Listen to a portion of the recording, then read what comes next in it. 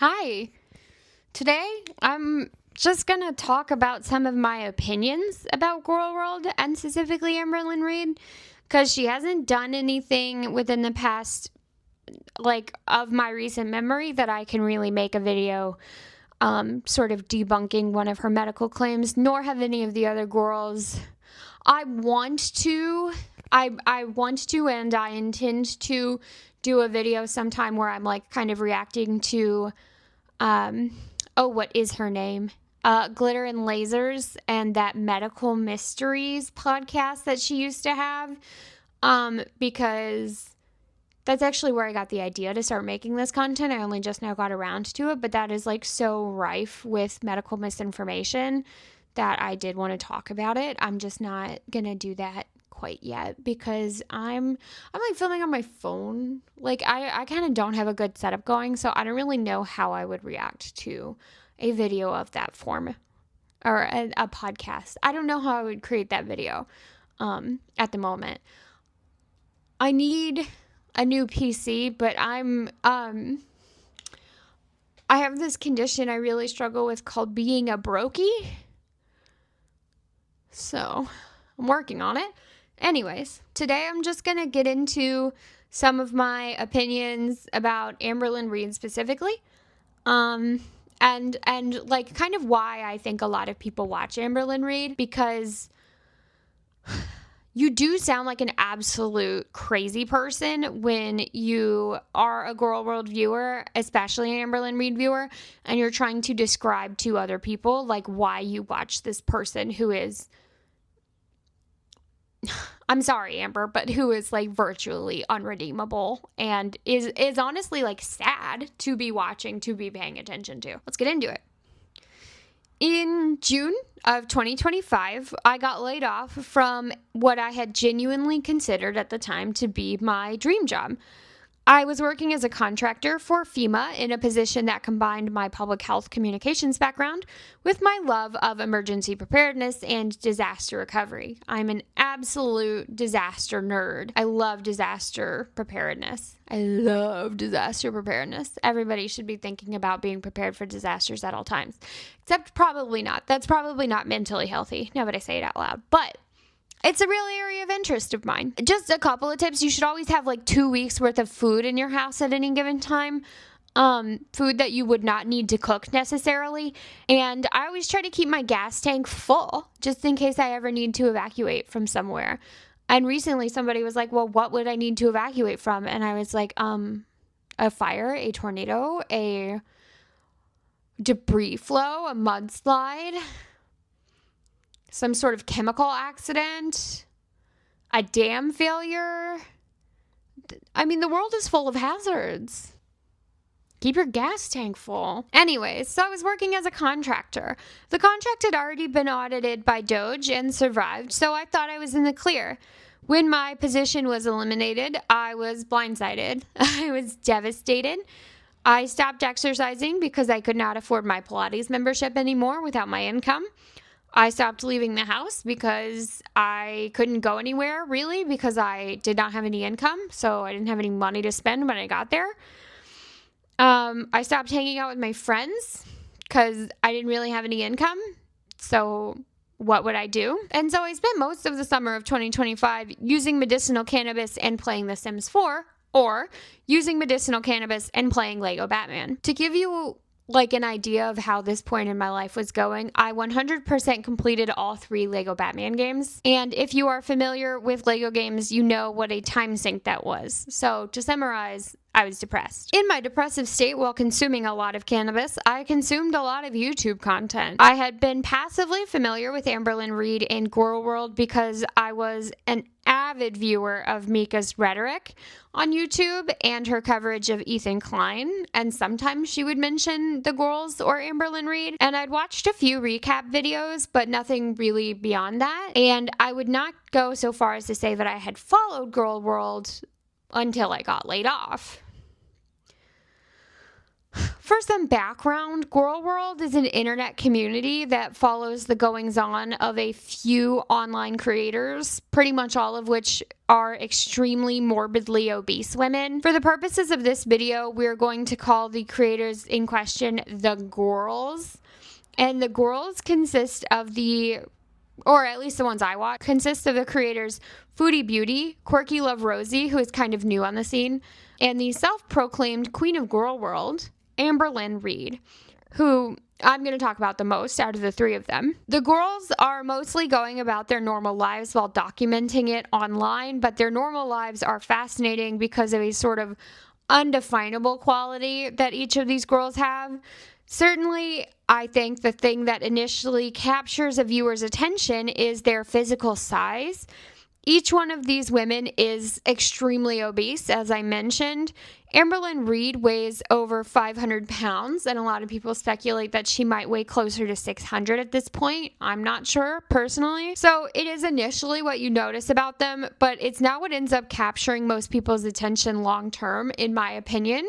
What keeps most people watching is their behavior, is the girls' behavior. I think it's pretty obvious to most people that we do have a fascination with extremely obese people as a country in the United States and as well in culturally similar nations. That's like undeniable.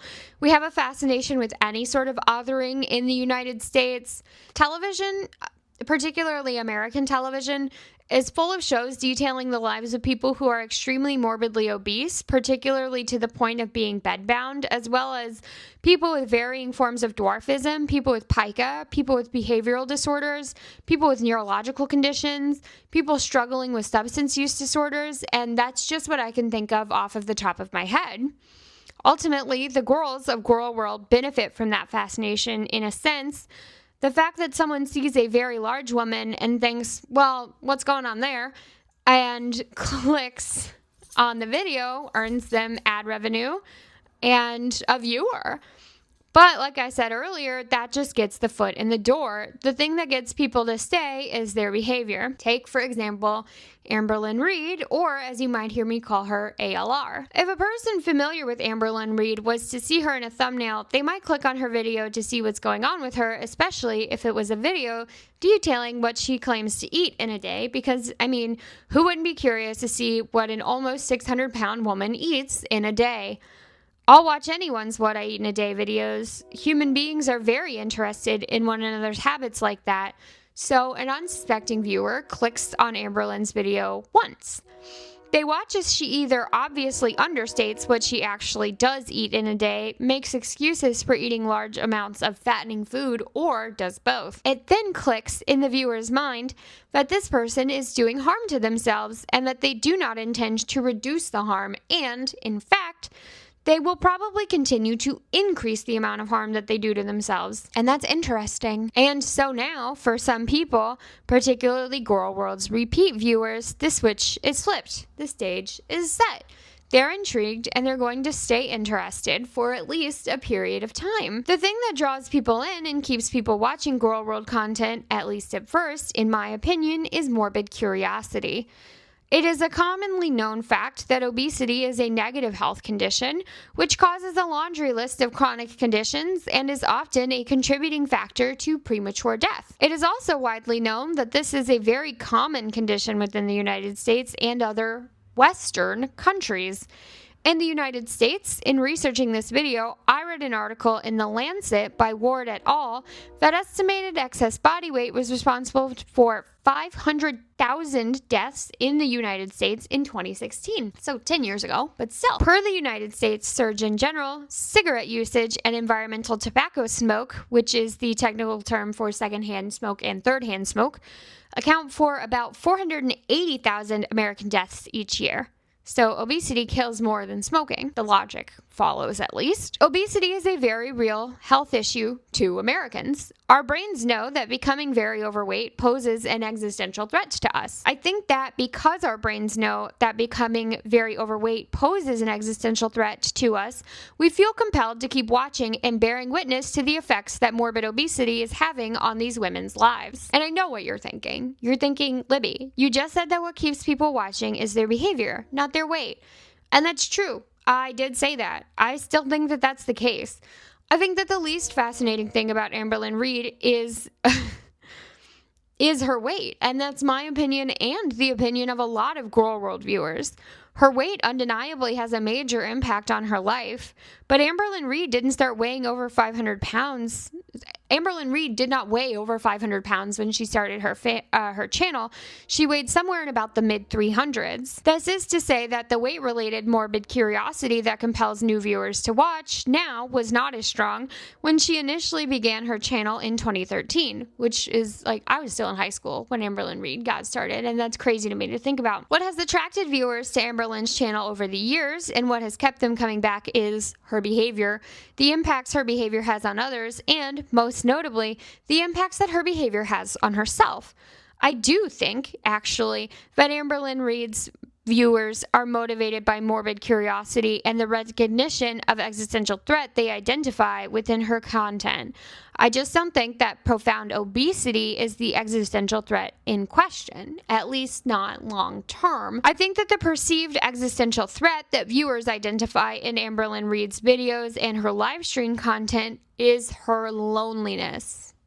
Hear me out here. Humans are animals, and highly social ones at that. We are hardwired to interact with one another on a regular basis because we have a deep-rooted evolutionary understanding that we need one another. We need each other. We know that it is imperative to our survival to be around other humans.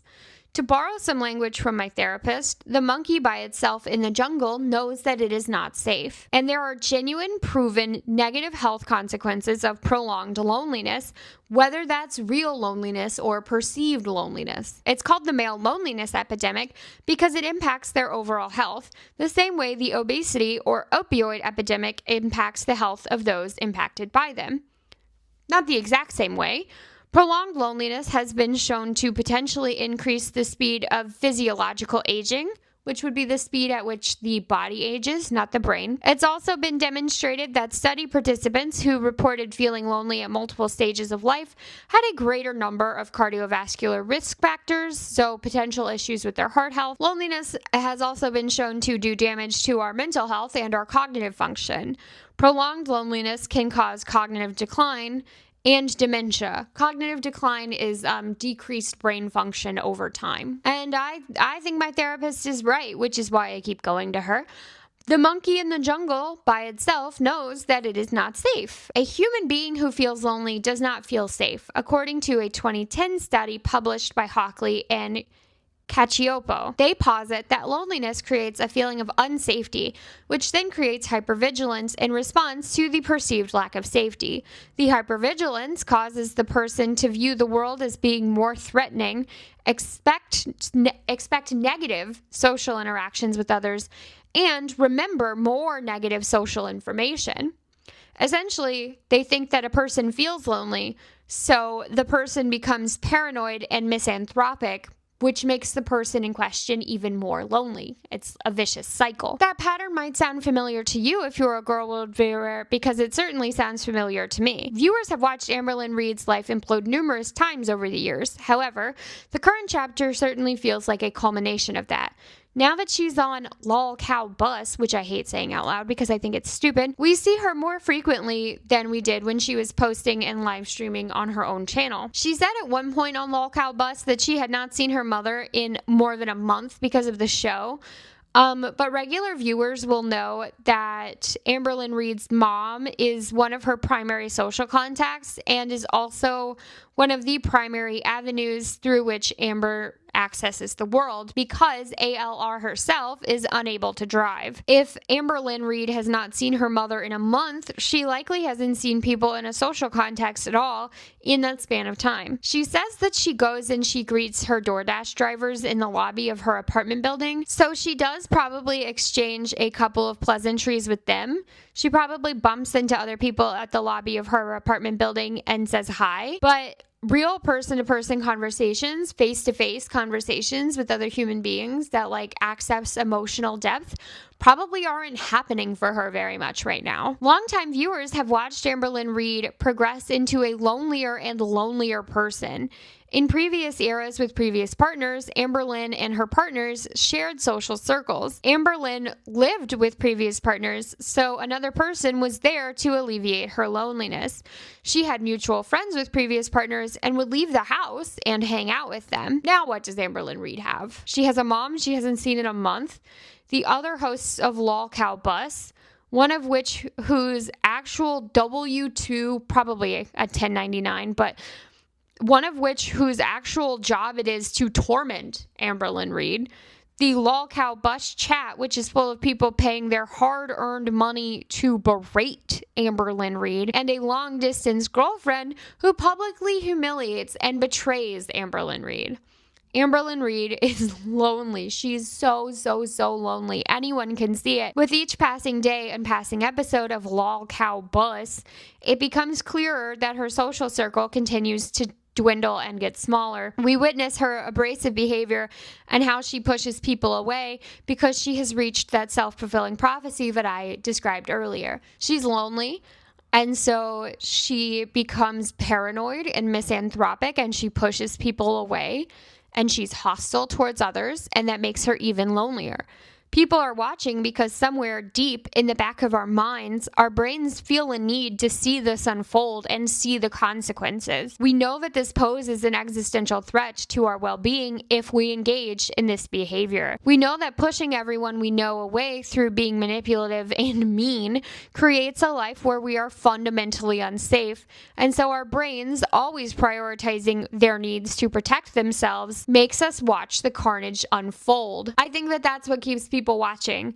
I think that our need to know what happens to a person who lives this way keeps people tuned in. I think that it is some deep evolutionary thing at the back of your head or at the back of one's head that keeps them tuned in and paying attention. There's a little voice in your brain that says you have to watch what happens to this person.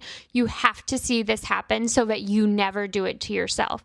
It's like the train wreck or the car crash that you can't look away from. You look at the car crash, you see that the car is flipped upside down. You see that like the paramedics are having to like use those big scary jaws to get the people in out, and your brain goes, you need to drive more carefully. You can't let that happen to you. You need to do everything you can to keep yourself safe. It's the same thing with Amberlynn Reid, or I mean, fuck it, I'll talk about her. It's the same with Eugenia Cooney as well. Your brain, the people who watch her, unless they're like sick sexual weirdos, which definitely exist, but the people who watch Eugenia Cooney just to watch it unfold, it's in my opinion, or my theory is that it's your brain going, look what happens. Look at what is happening to this person. You can't let that happen to you. You need to keep yourself safe. Watch what happens to somebody who does that. Watch what happens to somebody who acts like that. You can't act like that. I think that that's what keeps a lot of people tuned in to what is going on with Amberlynn Reid. Not the people who go and watch her directly, but the people who go and watch like reaction channels and who participate in the conversation surrounding her. That's what I think it is. Because if you'll notice too, a lot of the people who do commentary on Amberlynn Reid and who like do commentary on Gorl World in general are people who used to be very overweight themselves and have personally struggled with their weight and achieved weight loss. And so I think that that's a big part of what keeps people coming back, is that they know that if they had not made a specific change in their life, that could have been them. Not necessarily, because Amberlynn Reid also has a lot of other stuff going on, but like, you know, being very reductive, that's what I think is the case. So, I mean, that's it. I hope that you enjoyed this video. I hope that you enjoyed some more of my like looser, less stringently research-based thoughts on Amberlynn Reid and just the phenomenon of Gorl World specifically. I'm very interested in the intersection of public health and pop culture. I'm especially interested in Gorl World and the sort of fascination that a lot of people have with creators like Amberlynn Reid and sort of watching things like this unfold in real time. Things like this being like just, you know, the general decline of Amberlynn Reid's quality of life. And if you're interested in watching more videos regarding the intersection of public health and pop culture, feel free to subscribe, please and thank you. My Channel art was made by my very talented friend, Randon Opterix. My intro and outro stinger were made by my very talented friend, and I will link both of their information in the description below. Thank you. I hope you have a good rest of your day. Bye.